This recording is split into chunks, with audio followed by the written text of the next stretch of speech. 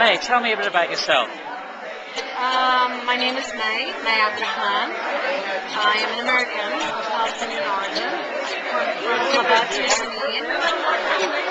My mother is from Nablus, and I'm married. I have 4 children, and they're fantastic. They're much better than my husband and I put together.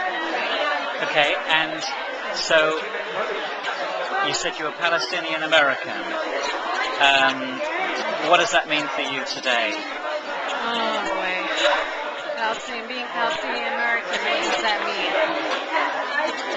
It's a very Is it called a struggle for you? Oh, absolutely. Why is it a struggle?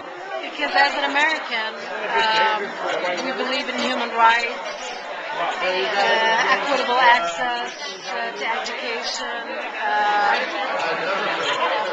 a certain confidence in being reasoned. But when it comes to Palestine, none of that really applies. Yeah. It's more, much of our politics is based on,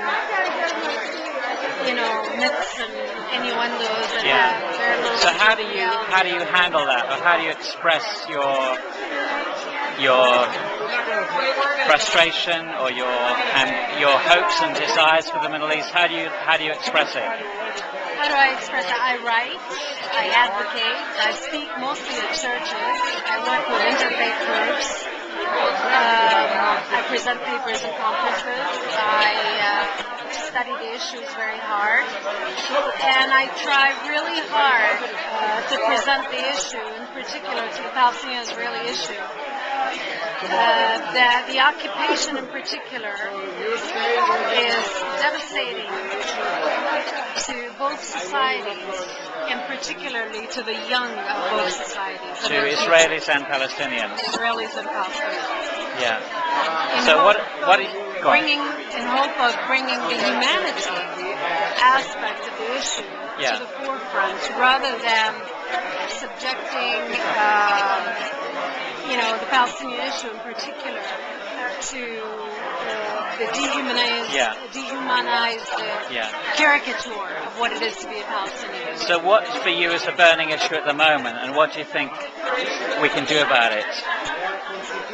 The burning issue of the moment, for me as a Palestinian and for me as an American, the burning issue is how it is important to address the Palestinian-Israeli issue for our own foreign policy as Americans.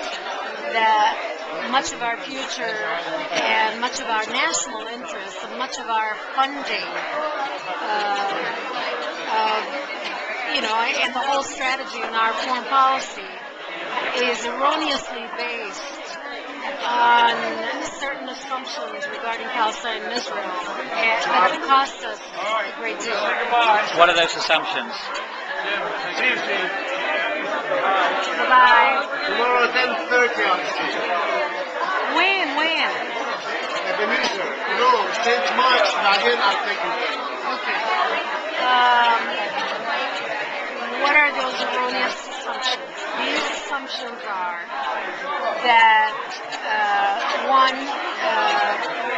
Palestinians do not want peace, that Palestinians don't have an interest in promoting peace, that Palestinians are terrorists, that the cost of the occupation on the Palestinian society at large is really minimal, and that Israel is protecting itself by occupying Palestine.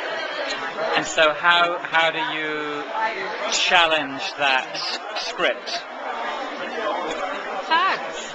Pardon? Facts. Bring facts to the forefront rather than myths. And connect that to the reality of the situation on hand. And how it is in our interest, really, as Americans and as human beings, to work through this issue from a standpoint that is, I don't like to use the word fair, but that is right rather than correct. Not the politically correct, but rather how to proceed from the right perspective. Yeah. And do you sense any shift in attitude? Absolutely. In America? Yes. In which direction? In the United States, it's very skewed. in two different, those who are supportive of the Zionist movement as it stands today, and those who are supportive of Israel as it stands today. And sometimes Israel and Zionists are not all the same, so you have to differentiate between that. Fearing of any change, they have gone to the very far right. And those who are learning and getting accustomed to what the other truth on hand that is really on the ground, they're also shifting in a different direction. So there is, you see the shift, and it's a very strong, I mean, on campuses, you sense it. Israeli groups are sending a lot of students to Israel for free trips. They're trying to change the dynamic of the situation, but I do believe it's a bit too late. Yeah. Thank you. Thank you. Thank you. But